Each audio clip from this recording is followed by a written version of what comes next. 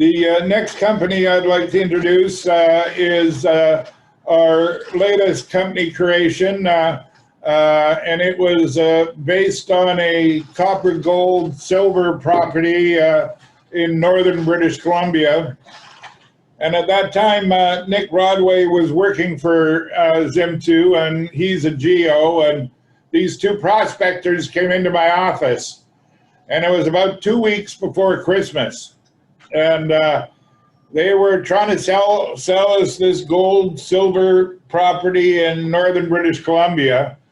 And I figured out through the conversation that what they were really looking for was turkey dinner.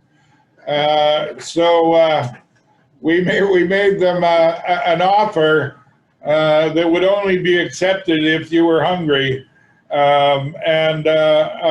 We then went on to do some exploration on it through both Nick and Drew's Geological.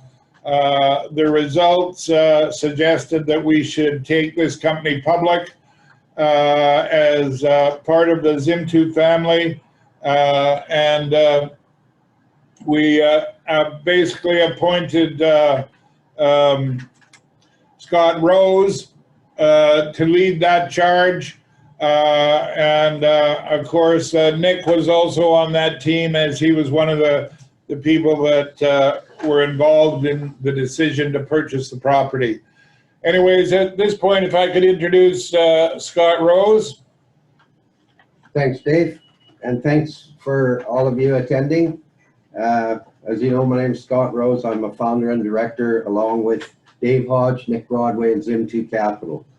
CORE was formed around a property called the Blue, 48 kilometers southwest of Atlin, British Columbia. To date, we have raised approximately $600,000, and we have around 169 shareholders, and we're recently listed on the CSE, and the symbol is CC. The company's main focus is the Blue project, which I'm going to let Nick talk about, and the newly acquired ground that we recently announced. And maybe I could let Nick have the floor here.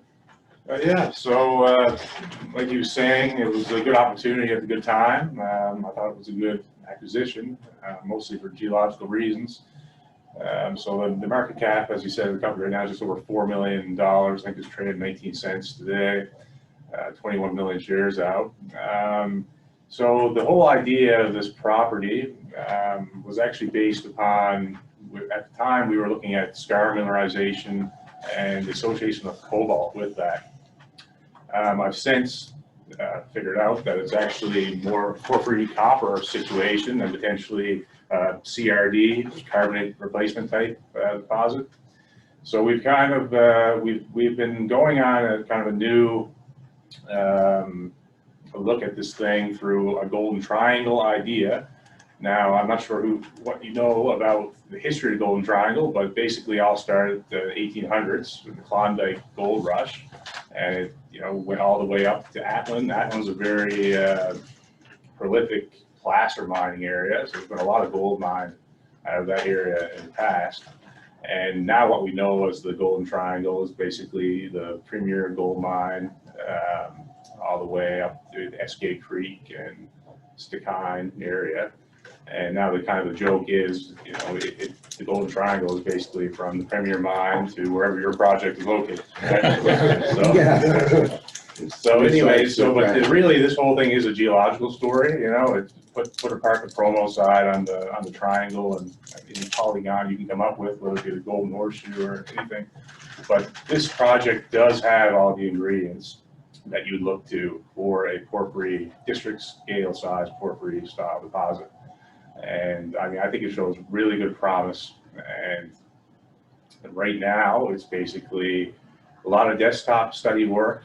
We've had this project already fully permitted for drilling when it was under the Zim2 name. And since it's been transferred over, and I've doubled the amount of drilling to 20 holes from 10 to 20.